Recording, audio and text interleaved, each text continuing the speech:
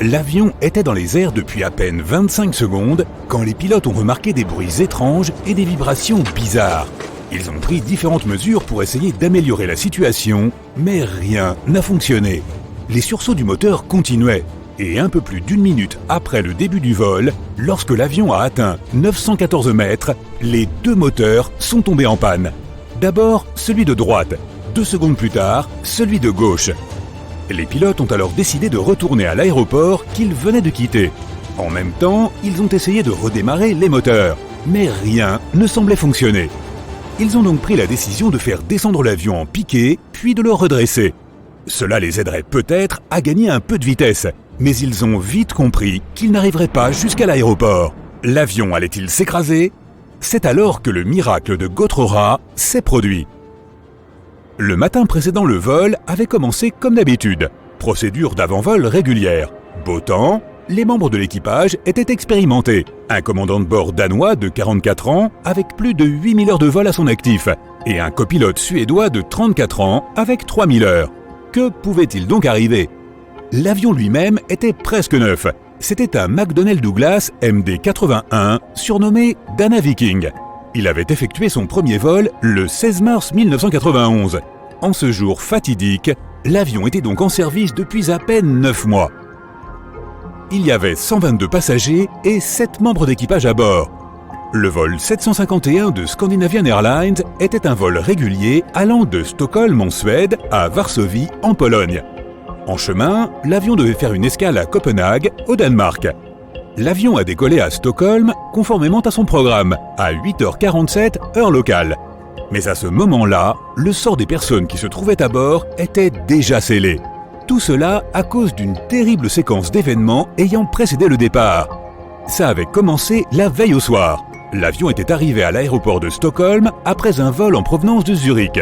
Il était 22h09. L'avion avait passé la nuit sur le tarmac de l'embarquement à l'extérieur. Il faisait froid, les températures avaient chuté à 1 degré Celsius, proche du point de congélation. Ce qui rendait la situation encore plus mauvaise, c'est qu'il restait encore près de 2700 kg de carburant glacé, refroidi pendant le vol, à l'intérieur des réservoirs situés dans les ailes. Si le carburant était si froid, c'est parce que l'avion avait volé à l'altitude de croisière, où la température de l'air à l'extérieur de la cabine varie à cette époque de moins 52 degrés Celsius à moins 62 degrés Celsius. Le vol depuis Zurich avait duré environ 1 heure et 40 minutes. Peu après minuit, un technicien était venu vérifier l'appareil. L'homme avait dû retirer de la neige fondue du train d'atterrissage. Sinon, il n'aurait pas pu l'examiner. Vers 2 heures du matin, au moment de repartir, il avait constaté que du givre recouvrait la partie supérieure des ailes. Au matin, la situation était devenue encore plus grave. Une couche de glace transparente, presque invisible, s'était formée sur le dessus de celle-ci. L'avion devait quitter la porte d'embarquement vers 8h30. 1 heure avant le départ, le mécanicien en charge de l'avion s'était rendu compte qu'un peu de glace recouvrait à présent le dessous des ailes. Il avait décidé de s'assurer qu'il n'y en avait pas également sur le dessus. Il avait grimpé sur une échelle et posé un genou sur l'aile. Puis il s'était penché pour toucher la partie avant de l'aile. Il n'y avait pas de glace, juste de la neige fondue. Le mécanicien avait alors décidé de vérifier que tout allait bien au niveau de l'entrée d'air de l'un des moteurs. Il n'avait rien trouvé là d'anormal. Peu après, le personnel avait utilisé plus de 1000 litres de liquide de dégivrage pour éliminer la glace de l'avion. Le mécanicien avait consulté le commandant de bord et ordonné au personnel de dégivrer également le dessous des ailes. Après tout, il avait vu de la glace à cet endroit. Mais personne n'avait pensé à revérifier s'il y avait de la glace transparente sur le dessus. Après avoir terminé la procédure, le mécanicien avait dit au commandant de bord « Nous avons fini, le dégivrage est terminé ». Il y avait beaucoup de neige et de glace, mais tout est à présent en ordre. Le commandant de bord l'avait remercié et avait poursuivi les procédures d'avant-vol. L'avion roulait à présent jusqu'à la piste. Les systèmes antigel de ses moteurs étaient allumés et n'indiquaient aucun dysfonctionnement. Mais plusieurs passagers ont affirmé plus tard avoir vu de la glace glisser sur la partie supérieure des ailes pendant que l'avion décollait. Pourtant, l'avion a réussi à quitter le sol et s'est dirigé vers Varsovie comme d'habitude. Mais peu après le décollage, plusieurs morceaux de glace se sont détachés. À pleine vitesse, ils sont venus percuter les turbines des moteurs près de la queue des deux côtés de l'avion, démolissant les pales. Cela a entraîné une surtension en divers endroits, et ce qui s'est passé ensuite est entré dans l'histoire. Quelque part dans la cabine, le commandant de bord de Scandinavian Airlines, Per Holmberg, qui était à bord en tant que passager, a remarqué que quelque chose n'allait pas.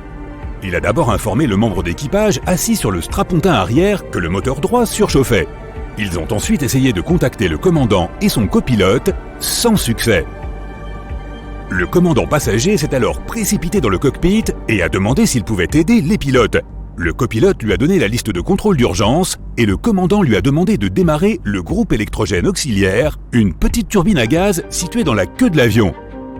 Les conseils et l'aide de Holmberg ont été précieux, mais ont-ils suffi à sauver l'avion et les personnes qui se trouvaient à son bord? Lorsque l'avion est sorti de l'épaisse masse de nuages à une altitude de 270 mètres, les pilotes se sont rendus compte qu'ils n'auraient pas assez de temps pour retourner à l'aéroport. Un atterrissage d'urgence était inévitable. Le commandant passager a transmis l'ordre au personnel de cabine qui a commencé à préparer les passagers. Il y avait un vaste champ au nord de là où se trouvait l'avion, mais le commandant savait qu'il n'aurait pas assez de temps pour l'atteindre. Il a donc choisi un champ beaucoup plus petit au milieu d'une zone boisée. Ce n'était pas loin du village de Gottrora, dans l'Uppland, en Suède. L'avion était à peine à 420 mètres au-dessus du sol lorsque le commandant passager a commencé à sortir les volets. À 55 mètres, le commandant a informé Stockholm « Nous nous écrasons au sol ». 7 secondes plus tard, l'avion a heurté plusieurs arbres et a perdu un gros morceau de son aile droite. À ce moment-là, le train d'atterrissage était déjà sorti et la vitesse était de 224 km/h. Quelques instants plus tard, la queue de l'avion a frappé le sol et s'est détachée. L'avion a continué à glisser sur le champ, toujours à grande vitesse. Il a parcouru 110 mètres, son train d'atterrissage principal laissant de grandes traces sur le sol. Peu après, l'appareil a perdu son train d'atterrissage principal et son train avant. Son fuselage s'est brisé en 3. Par miracle, il n'y a pas eu d'incendie. Si tu regardes les photos du crash, à savoir l'avion en morceaux éparpillés un peu partout sur le terrain, il est difficile de croire que les 129 personnes à bord ont survécu. C'est véritablement miraculeux. Mais c'est aussi grâce à la réaction rapide du personnel de bord et aux instructions qu'ils ont données aux passagers. Ils n'ont pas paniqué et ont dit aux gens de se mettre en position de sécurité juste à temps pour éviter le pire. Plus surprenant encore, presque tous les passagers, à l'exception de 4 personnes, ont réussi à sortir de l'avion par leurs propres moyens. Pas étonnant que cet accident ait été surnommé le miracle. L'avion, cependant, n'a pas eu autant de chance. Cet appareil vieux de 9 mois seulement a été tellement endommagé qu'on l'a immédiatement mis hors service. Tout le monde a salué l'intervention des pilotes. C'était un atterrissage incroyablement difficile, surtout à cette vitesse et dans ces conditions si dangereuses.